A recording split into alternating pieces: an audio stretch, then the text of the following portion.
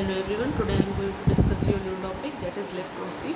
आइए देखते हैं लेप्रोसी में क्या होता है। ठीक है, what is leprosy? Leprosy also known as Hansen disease. ठीक है, इसको हैंसन डिजीज़ भी कहा जाता है। It is an infectious disease caused by mycobacterium leprae.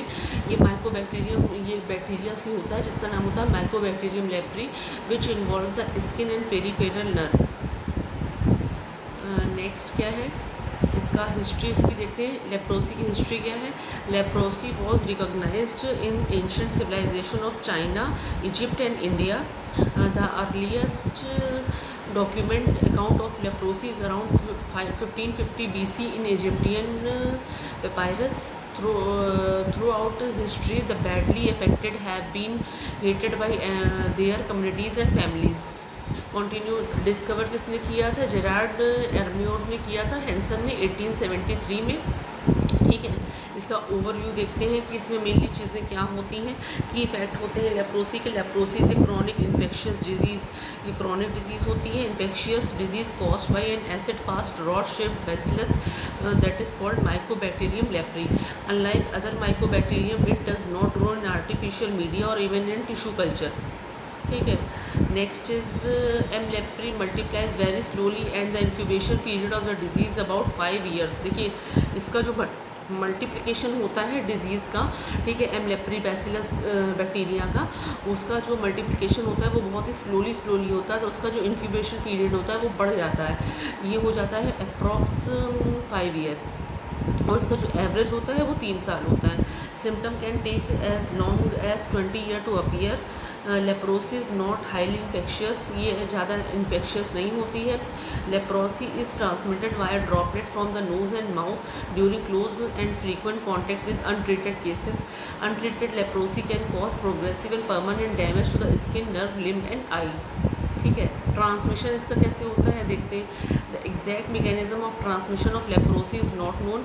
The most widely held believe in that the disease is transmitted by contact between cases of leprosy and healthy person. ठीक है, ये mainly होती है जब किसी हेल्दी पर्सन को किसी leprosy के से जो इन्फेक्टेड है उसके साथ रखा जाता है तो ये इन्फेक्शन फैलता है।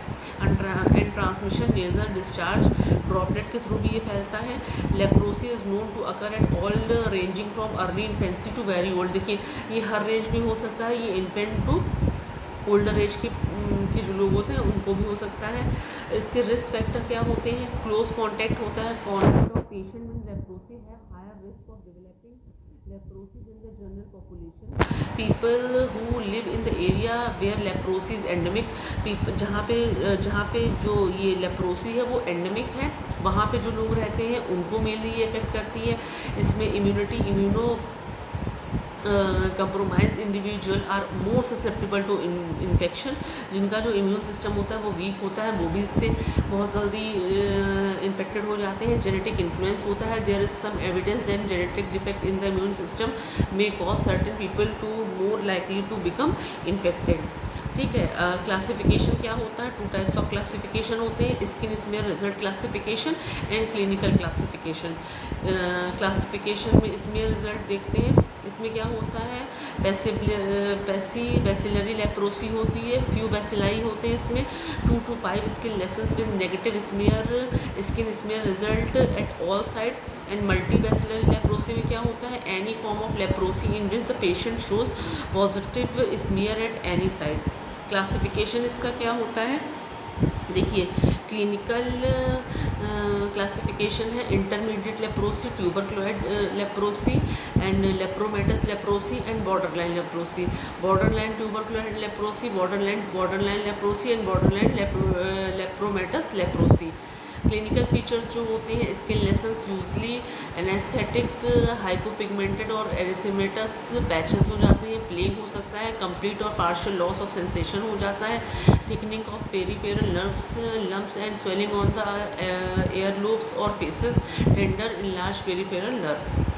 ठीक है, इसकी जो पैथोजेनेसिस है वो क्या है? The area most commonly affected by leprosy are the superficial peripheral nerve, skin, mucous membrane of the upper respiratory tract, eye and test.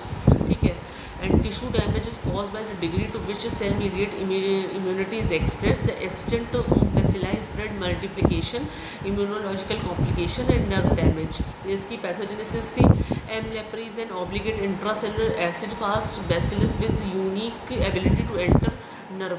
ये जो होता है ये ऑब्लिगेट होता है, obligate intracellular acid base bacillus होता है जिसके अंदर एक यूनिक एबिलिटी होती है कि किसी भी ये नर्व में एंटर कर सकता है ईजिली. ठीक है.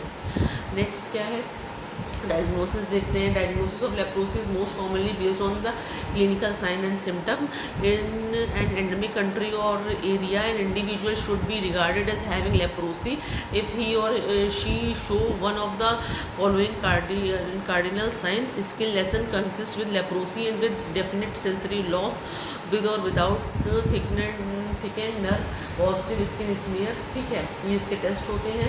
If you have suspicious skin sore your doctor will remove small sample of normal skin and send it to a laboratory to be examine. This is called as skin biopsy. देखिए, अगर आप suspicious हैं इस disease के against तो जो doctor होगा वो जो स्मॉल सैंपल लेगा आपके अबनॉर्मल स्किन का और उसको लेबोरेटरी में टेस्टिंग के लिए भेजेगा, जिसको कहते हैं skin biopsy. Skin smear test में also be done with bacillary leprosy. No bacteria will detected. In contrast, bacteria are expected to found on the skin smear test from person with multibacillary leprosy. Treatment क्या होते हैं, common doses दी जाती हैं. Dapsone दिया जाता है, रिफेम्सिन दिया जाता है, क्लोफाजिमीन दिया जाता है. ठीक है. कॉम्बिनेशन थेरेपीज में एमपीडी भी चलाई जाती है, मल्टी ड्रग थेरेपीज भी होती हैं. ठीक है. 6 month regiment for paucibacillary leprosy dapsone 100 mg daily दिया जाता है. रिफेम्सिन का 600 mg मंथली दिया जाता है इसका कोर्स. ठीक है. 12 month रेजिम फॉर मल्टीवैसिलरी डेप्सोन, रिफेम्सिन, क्लोफाजिमीन. ठीक है. And okay, thank you.